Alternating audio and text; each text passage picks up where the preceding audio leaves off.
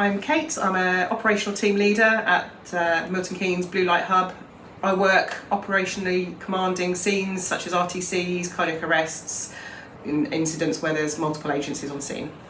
So the role of an operational commander within the ambulance service is multifaceted. So we provide scene management primarily at the scene of an RTC or an incident where there's multiple agencies on scene, so that we can offer a coordinated response between any agencies there, such as police, fire and ourselves. We can have an overview of the situation and we can give a rapid assessment to the control room so they know what resources need to be sent.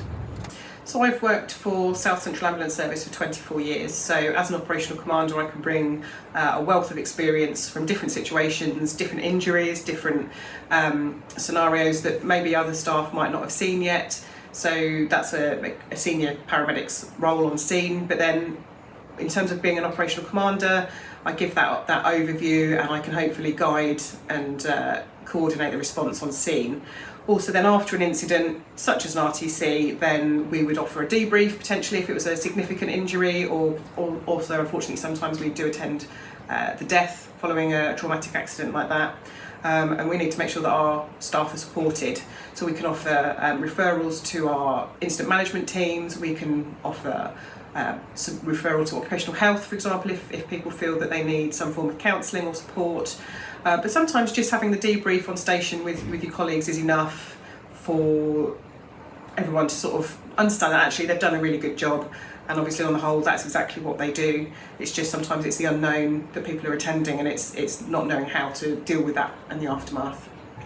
So this morning I was dispatched to a 2-vehicle RTC road traffic collision that initially it seemed to the EOC control room that it was nothing of anything of significance.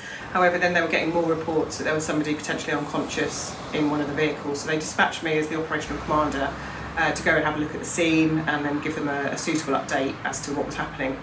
When we arrived, which was only within a few minutes because it was quite close to station, we found that there was 3 patients. All of them were alert, awake, talking, but there were 3 that needed assessing. So I asked for 2 crews in total so that we could assess and transport them appropriately and safely. And it would appear, you know, that on the way to the job I was fairly calm because this sounded like a bit of a run-of-the-mill RTC for us, and because it didn't have very far to go, I didn't have a lot of time to start panicking about it.